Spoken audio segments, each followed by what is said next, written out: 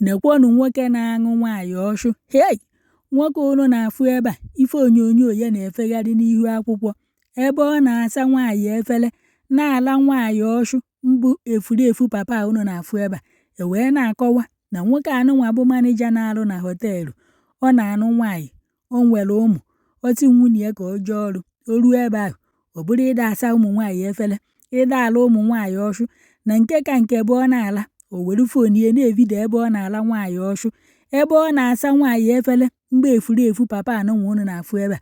Ana m ajụ, ife o na-evidio oya eji wee mee gịnị? Oya eji wee si ofe? Nwoke na-anụ nwaanyị jide ụmụ, o duruzie na fonu ka i wee na-agbọ ncha ka ọ gịnị? Ka ọ na ịmahụ na ị nwere ezinụlọ. O nwezie ka ụmụ si je na fonu ka fa gbaa gem. Ọ bụrụzie ebe fa ya da afụ papa fa ebe ọ na-aṅụ nwaanyị ọshụ.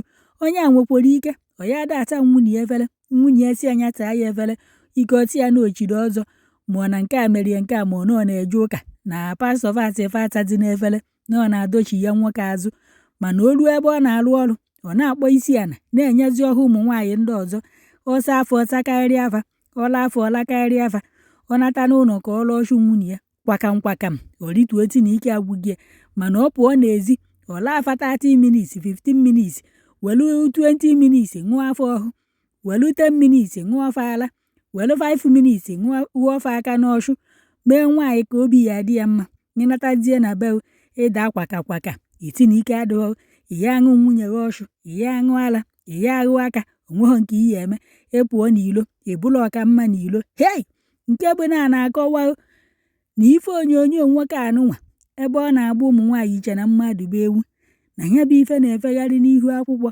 Ọ bụkwa na ifugo nye nke nnene donu, ọ bụkwa m otu ya jee ṅụwa ọshụ. Nwoke anụnwa wee pụta wee sị na ọ bịara ịyọ nwunye ya mgbaalụ na ụmụ ya nọrụkwa ebe anụnwa ọnụ ọjọọ ka ịfụ na onye enwe respect ebe nwunye ya nọ.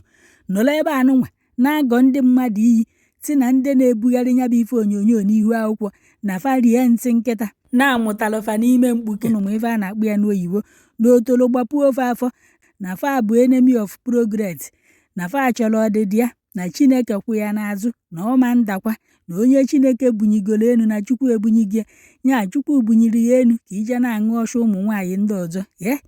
Efulefu papa dịka ị na-anụ nwaanyị, ịchọ ịla nwaanyị itinye vidio na-evidio. Nna ahụ na-adịchọ na isi idu nwoke a mma. Nwoke enwekwa ugwu ebe nwunye ya nọ. Si n'ezinụlọ ya ka ọ na-ayọ na fa gbagharị ya n'ọnwụ ndị ọyị ya nwoke na-akwụ ndị brogas ụgwọ. Wee na-ebugharị ya bụ ebe nwoke na-agba tantụrụgede, na-ebugharị ya ebe ọ na-aṅụ ụmụ nwaanyị ọshụ. Ọ na-akpụ iti ya na-enye ọshụ ụmụ nwaanyị ebe ọ na-ala ọshụ. Na ndị ahụ bụ ajọ oyi nọ ndị o nyere aka si na ife ya eji wee kwụ ya ụgwọ bụ na fa furu foto mgbari ọtọ ya wee nye aka na-ebugharị. Ọga kedu ife mezi na fa ya enye aka wee nene ma o bugharịa anya bụ ife? Ọfasị go gbanye ife onyonyo na-evidio onwe a na-ebugharị ibi ebe a na-ebe anya m na-ebugharị ya na afọ ta afa na nwunye oke na-ayọ. So ntu ọnụ ụdị kịta iji wee na-ayọ nwunye ka o ya eji wee kweta. Ụfọdụ ụmụ nwaanyị enwe ndị na-anụ di, nwee ndị na-anụ dibe. Ndonu. To address the current my video trending everywhere now, Saple, Tafia, everywhere, a lot of people have posted it on their platform, a lot of groups. So first of all, I want to apologize to my wife, my relatives, relatives. These are the people who I owe apologies to. But again, I don't care about the society. I don't care about people. I don't care about people who are saying shit about me. I don't care about those people, those Starbucks friends who be say I don't help back. I don't give my money, my hard-earned money to. I don't assist. We be saying that then they spread the video up and down. They talk and say now when you did down, you did not people who dey with you. They talk and say now when a man did down, you did know those who really love you. Thank God I still get few people who still stand by me, who still encourage me through these dark moments of mine.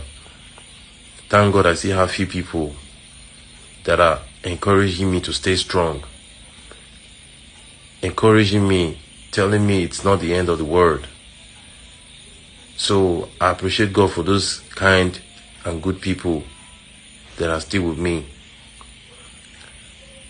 But the funny part is, people that I never expected, that will be the people paying bloggers to be spreading these videos all around, are the people where we say they don't shop my food before.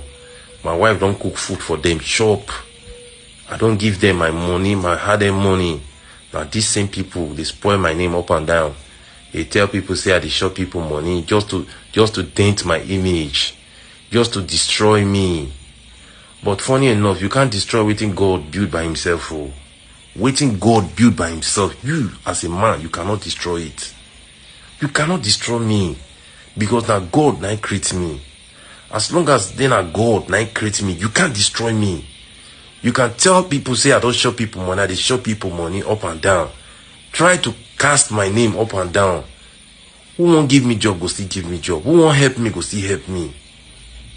Who won't help me, go still help me. Spoil my name all you want. That's where now your position where you did be that. To the ruin people's life, they spoil people's name. But not forget, say, who bend down they look person here. In your own self, they down. People self they look in your own. What goes around comes around. Wait till you reap, now you go sow. So once again, I'm sorry to my wife, and I'm sorry to